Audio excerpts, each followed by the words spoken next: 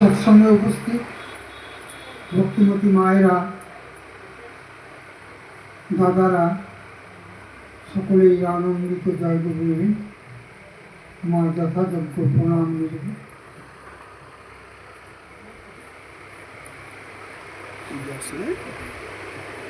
আজকে সোনাতলায় অনেকদিন পরে সৎসঙ্গ, কিন্তু সোনাতলার সব মানুষকে দেখছি না। অনেক মানুষই আসেনি যারা তাকে ভালোবাসত একসময়। শ্রী শ্রী ঠাকুর বললেন, মন্ত্র নিলেই শিষ্য হয় না, আর স্কুলে গেলেই তাকে ছাত্র বলে না। হৃদয়টি গুরুর আদেশ পালনের জন্য সর্বদা উন্মুক্ত রাখতে হয়। সাধনা অত সহজ কথা নয়। সংসার করে সাধনা করা কঠিনও নয়, যতটা কঠিন আমরা মনে করি ততটা নয়। কারণ একদিকে ঝুঁকে পড়ি তো আমরা, সেই জন্য এরকম। আর 1 বছর পরে এখানে হরিনাম হবে, তখন আমরা ঘটা করে কীর্তনীয়রা এসে কীর্তন দিয়ে চলে গেল, তাতেও লোক নেই। 5-7 জন লোক বসে আছে, সন্ধ্যেবেলা হয়তো কয়েকজন হয়, আর সারাদিন ওই মাইক চলে, আর যারা পেশাদারি তারা গিয়ে গেল। আমরা শুনলামও না, মহাত্মাও জানলাম না। মহাপ্রভু বলেছিলেন, কোটি জন্ম করিলে নাম সংকীর্তন, তবু নামে দেবে ব্রজেন্দ্র নন্দন। কোটি জন্ম হরিনাম করতে পারে, বহু মানুষ হরিনাম করে, কিন্তু মানুষের দুঃখ ব্যথা তো দূর হয় না। কেন হয় না? নিশ্চয়ই কোনো কারণ আছে। কোটি জন্ম করিলে নাম সংকীর্তন, তবু নামে দেবে ব্রজেন্দ্র নন্দন। তাকে তুমি পাবে না। সেজন্য এই কোটি জন্ম আমাদের, আবার তিনিই বলেছেন, এ কথা আমার কথা না, শ্রীমান মহাপ্রভুর কথাই। তিনি বলেছিলেন, কোটি জন্ম এক জন্ম হয় যদি সদ্গুরুকে ধরা যায়, সদ্গুরুকে পাওয়া যায়। এ কথা ভাগবতে লেখা আছে। মুকুন্দ রায়কে বলেছিলেন শ্রীমন মহাপ্রভু। তাহলে আমরা যারা ধর্ম করছি, শ্রী শ্রী ঠাকুর এ যুগে এসে তিনি বললেন, যা খুশি তাই করবে তুমি, তা কিন্তু চলবে না। ভালো ছাড়া মন্দ করলে পরিস্থিতি তোমায় ছাড়বে না। আমরা যা করি, যে পরিস্থিতির সৃষ্টি করি, সেই পরিস্থিতি আমাদেরকে ছেড়ে কথা বলবে না। এজন্য আমরা যদি শ্রী শ্রী ঠাকুর তিনি আমাদেরকে সৎমন্ত্রে দীক্ষা দিলেন। যেমন অর্জুনকে তিনি যে ভাগবত গীতা দান করেছিলেন, যে হিতোপদেশ দিয়েছিলেন, মহামন্ত্র দিয়েছিলেন, আমাদেরকেও তিনি প্রতি জনে জনে তিনি এই মন্ত্র দিলেন, যুগ উপযোগী মন্ত্র। যে যুগের যে মহামন্ত্র, সেই মহামন্ত্র তিনি বিতরণ করেন। ভগবান তো একজনই। তিনি যখন আসেন, তাহলে তাকে ধরতে আমাদের কার্পণ্য কেন? তাকে ধরতে আমাদের অনীহা কেন? অনীহার কারণ আছে। কারণ আমরা প্রবৃত্তির দাস। ওই ভাই তখন আলোচনা করছিল যে আমরা প্রবৃত্তির দাস হয়ে আছি। ছেলেকে ভালোবাসি, মেয়েকে ভালোবাসি, নিজের স্ত্রীকে ভালোবাসি, কিন্তু সেই ভালোবাসা 2 দিন পরে দেখা যায় স্ত্রী ঝাঁটানি ওঠে, আর ছেলে বাড়ি থেকে চলে যায়, না হলে বিদেশে চলে যায়, না হলে বিয়ে করে যদি আসে থাকে ভিন্ন কাজ। বাবা সেই একাই থাকে, মা সেই একাই থাকে। তাহলে আমার ধর্ম করে লাভটা কি? ধর্ম কাকে বলে? ধর্ম মানে সবাইকে ধরে রাখা। সেটা কেমন করে? ইষ্টকে কেন্দ্র করে। যেমন এতগুলো অসংখ্য চিনির দানা, যে অসংখ্য চিনির দানা ধরে রাখে কি একটা সুতো আছে। আগের দিনে দেখতাম, মানে এরকম সুতো ওর মধ্যে পাওয়া যায়। সেদিন সুতোটাই কিন্তু আমাদের চিনির দানাগুলোকে ধরে রাখে। সুতোটাকে গুরু is the transmitter of power, শক্তির উৎস তিনি হচ্ছেন ওই সুতো। আমি যদি সেই সুতোর সঙ্গে জড়িত না থাকি তাহলে আমার দানা বাঁধবে না। আমি হাজার কীর্তন করি, গান গাই, বক্তব্য রাখি, কিন্তু বাস্তবে আমি শ্রী শ্রী ঠাকুরকে ভালোবাসি না। তিনি কে? একদিন সেই কথাটা বলি। একদিন অশ্বিনীদার বাড়িতে 14 মাদলের কীর্তন হচ্ছে। সেই কীর্তন দেখতে হাজার হাজার মানুষ তখন পেছনে পেছনে ছুটছে। শ্রী শ্রী ঠাকুর সেখানে আছেন অশ্বিনীদার বাড়ি। তিনি তার সেই মাদলের সঙ্গে নৃত্য করলেন এবং নৃত্য করতে করতে তিনি বসে পড়লেন এবং শুয়ে পড়লেন। কিছুক্ষণ পর তার শরীরটা একবারে ঠান্ডা হয়ে গেল, মনে হয় যে মরে গেছেন তিনি, ভাব সমাধি হয়ে। ঠিক সেই সময় তার শ্রীমুখ থেকে বাণী বেরোতে লাগল। তিনি কি বললেন? এই যুগে সেই বাণীগুলো প্রয়োজন আছে। তিনি বললেন, আমি আকাশ, বাতাস, সূর্য, চন্দ্র, তারকা, ইন্দ্র, বরুণ, সব আমি।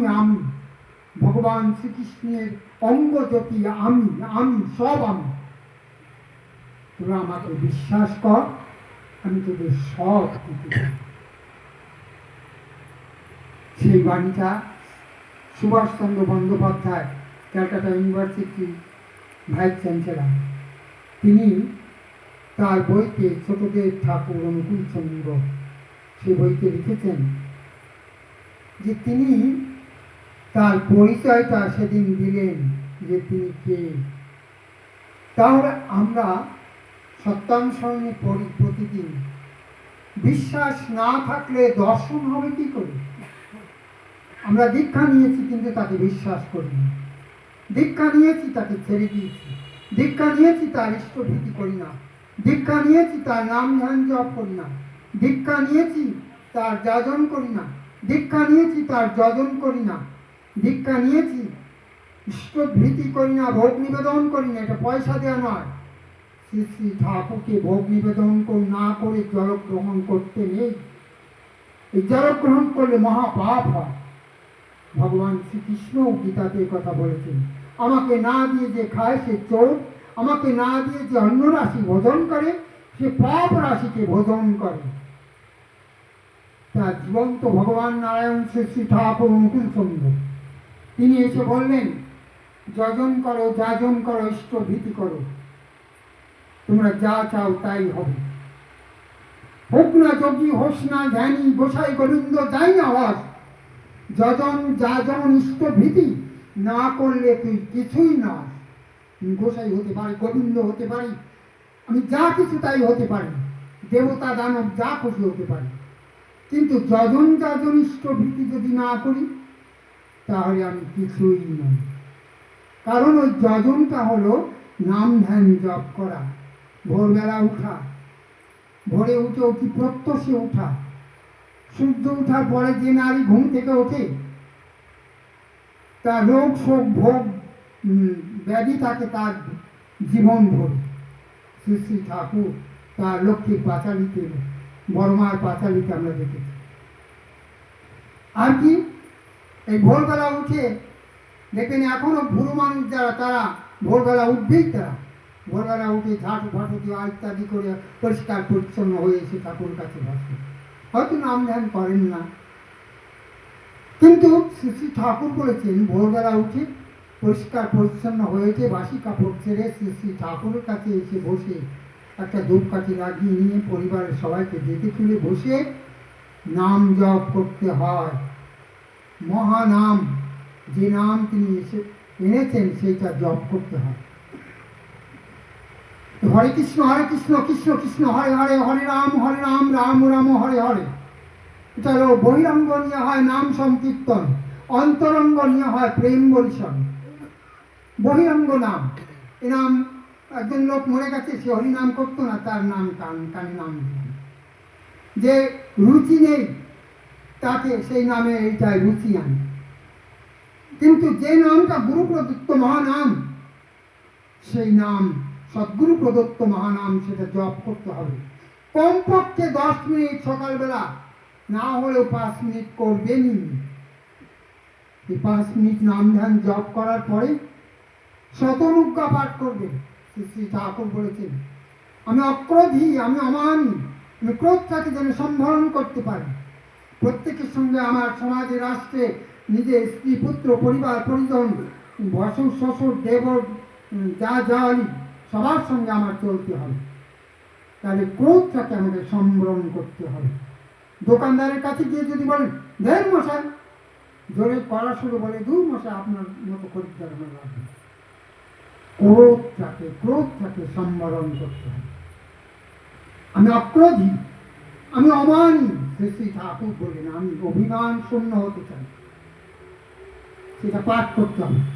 আমি নিরলস, আমি যদি অলস হয়ে 8টা পর্যন্ত ঘুমাই, 9টা 10টা পর্যন্ত ঘুমাই, এদেরকার ছেলেমেয়েরা ঘুমায়, 9টা 10টা পর্যন্ত ঘুমালে চলবে না, তাকে দেখে তুলতে হবে। এখনো ঠাকুর পরিবারে আমাদের বৌদি, বৌরানী, তিনি তার বড় খোকাকে বলেন, সেদিন বলছিলেন,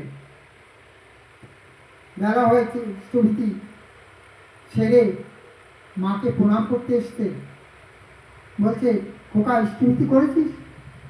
এখন জিজ্ঞেস করে নেয় মা বাজিয়ে নেয় যে স্থবিতি করেছে কিনা, ঠাকুরকে ভোগ নিবেদন করেছিস? হ্যাঁ মা, আমি তো ভোরেই করেছি। তবু জিজ্ঞাসা করবি। মায়ের যা কর্তব্য মা সেটা করবে। তাহলে এই যজন হলো, আর এই অক্রোধী, অমানী, আমি নিরলস, আমি কামরূপজিৎ বসে, অনিষ্ট প্রাণ, আমি সেবাপটু, অস্তি বৃদ্ধি, যাজন চৈত্র, পরমানন্দ, উদ্দীপ্ত শক্তি সমৃদ্ধ তোমারই সন্তান। এই কথাটা প্রতিদিনই তার সামনে বলতে হয়, এবং এটা নিজের জীবনে চরিত্রগত করার জন্য, রূপ দেওয়ার জন্য চেষ্টা করতে হয়। ভালো মানুষ হতে গেলে, ভক্ত হতে গেলে এটা করতেই হবে, তার হতে গেলে করতেই হবে। তারপরে অর্ঘ্য হাতে নিয়ে, একটা টাকা হাতে নিয়ে গুরুকে ভোগ নিবেদন করতে হবে। কি ভোগ নিবেদনের মন্ত্র? জীব জগৎ জীবন কারণ করুণাময় স্বামী, হে জগৎ স্বামী, যে কারণে তুমি এই সমস্ত কিছু বিশ্ব সংসার সৃষ্টি করেছ, তোমারই দয়ায় লোভেছি জনম, সকলই পেয়েছি আমি, এই পৃথিবীর আলো বাতাস সব কিছু, ছেলে মেয়ে, স্ত্রী, পুত্র, পরিবার সব আমি পেয়েছি, সকলই পেয়েছি আমি। আজিয়ে প্রভাতে কর্মারম্ভে, কাজ আরম্ভ করার পূর্বে, আজিয়ে প্রভাতে কর্মারম্ভে তোমারই ভোগের লাগি ইষ্ট ভীতি অর্ঘ্য দিতেছি, শ্রীচরণী কৃপাম। দয়াল, তুমি কৃপা করে গ্রহণ করো, এবং সেই কৃপা প্রার্থনা করছি তোমার চরণে। এইটুকু আমরা বলতে পারি না? এইটুকু আমরা গুরু এই নির্দেশটুকু প্রতিপালন করতে পারি না? তাহলে আমার জীবনটা কতটা নিম্নগামী। আজ থেকে আমরা সকলেই প্রতিজ্ঞা করব, বাড়িতে গিয়ে ভোরবেলা উঠে তার নির্দেশ প্রতিপালন করার চেষ্টা করব, এবং এই ইষ্টভীতি 30 দিনের দিন গুরুস্থানে পাঠিয়ে দিয়ে আসা, না অভুক্ত অবস্থায়। আমাদের এখানে ভেতরিতে সৎসঙ্গ বিহার ইষ্টভীতি নিয়ে হয় 30 দিনে গুণে গুণে। ঠাকুর বলছিলেন, আমি 29 দিনেও পাই না, আর 31 দিনেও নিই না, 30 দিনেই দিতে হবে। এবং এটা কেন? প্রতিটা মানুষকে ইষ্টমুখী করে তোলার জন্য, গুরুমুখী করে তোলার জন্য, ভগবানমুখী করে তোলার জন্য তার নির্দেশ। আর এই নির্দেশ পালন করাটাই জীবনের সাধনা। যদি দিয়ে না আসতে পারেন, এখানে বেদরাম ভাই আছে, ওই যে চিত্ত ভাই আছে, এদের কাছে দিতে পারেন। যে মায়েরা দিতে পারেন দিয়ে আসবেন, না দিতে পারি এখানে দেবেন। ইষ্ট অর্ঘ্য নিবেদন করলে মহাপাতকীর থেকে রক্ষা পাওয়া যায়। শ্রী শ্রী ঠাকুর বললেন, যতই আসুক আপদ বিপদ, যেমনই হোক প্রাণ, ইষ্টভীতি আনি আনি সবার পরিত্রাণ। সবার পরিত্রাণ করার জন্য তিনি এটা হাতে তুলে দিয়েছেন। এই গল্পটা আমি একটা গল্প করছি। একটা মা তার ছেলে মারা গিয়েছে ইলেকট্রিক শক লেগে। বাবা মা দুইজনাই শ্রী শ্রী ঠাকুরের কাছে গিয়েছেন, গিয়ে বলছেন, ঠাকুর আমার ছেলে মারা গেল কেন? আমি তো ইষ্টভীতি করি, আমার ছেলে তো ইষ্টভীতি করতো, তাহলে আমার ছেলে মারা গেল কেন? এই কৈফত শ্রী শ্রী ঠাকুরের কাছে দিলেন। শ্রী শ্রী ঠাকুর বসেছিলেন উদাস মনে। মাটি হামা করে কান্না করছিল, তার পুত্র সত্য কান্না করছে, আমার ছেলে ইষ্টভীতি করতো, ঠাকুর আমার ছেলে মারা গেল কেন? শ্রী শ্রী ঠাকুর তার দিকে তাকালেন, তাকিয়ে বললেন, মায়ের দিকে তাকিয়ে বললেন, ও কি ইষ্টভীতি করতো? এরকম করে বললেন। তখন ওর বাবা পাশের থেকে বলছে, না ঠাকুর, ওর মা করে দিত মাঝে মধ্যে, ও করতো না। শ্রী শ্রী ঠাকুর বললেন, কে কি করে না করে এই জানে। নিজেকে দেখিয়ে বললেন, কে কি করে না করে এই জানে। নিজেকে দেখিয়ে বললেন। সেজন্য তার চোখটা কিন্তু খুব বড়। দেখবেন ওই রথের চাকার উপরে জগন্নাথ থাকে, জগন্নাথের চোখগুলো কিন্তু খুব বড় বড়, এরকম বড় বড় দুটো চোখ দেওয়া হয়। কেন? তিনি সব দেখেন, তিনি সব দেখছেন, কে কি করছে না করছে তিনি সব দেখছেন। শ্রী শ্রী ঠাকুর মুকুল চন্দ্র, তিনি সেই জগন্নাথ, কে কি করছে না করছে তিনি সব দেখছেন। তার চোখে ফাঁকি দেওয়ার কোনো উপায় নেই। শ্রী শ্রী ঠাকুর তিনি আমাদেরকে বর্তমান আচার্যদেব রেখে গেছেন। তিনি সবারই দুয়ারে দুয়ারে গিয়ে বলছেন, আপনারা ভালো আছেন তো? যদি ভালো না থাকেন, প্রভুর সেবা করছেন তো? মানুষের সঙ্গে ভালো ব্যবহার করছেন তো?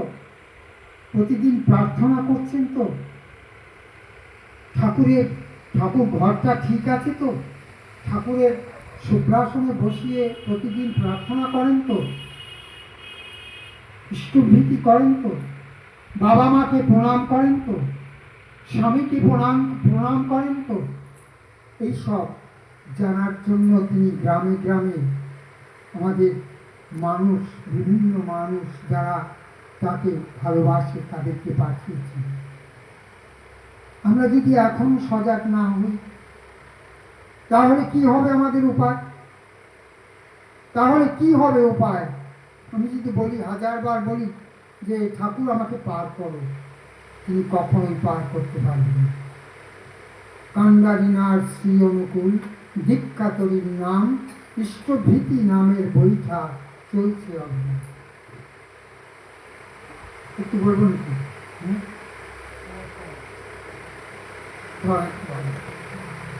কান্ডারিনার শ্রী অনুকূল দীক্ষাতরীর নাম, কান্ডারিনার শ্রী অনুকূল দীক্ষাতরীর নাম, ইষ্টভীতি নামের বৈঠাও চলছে অবিরাম। ইষ্টভীতি নামের বৈঠা চলছে অবিরাম।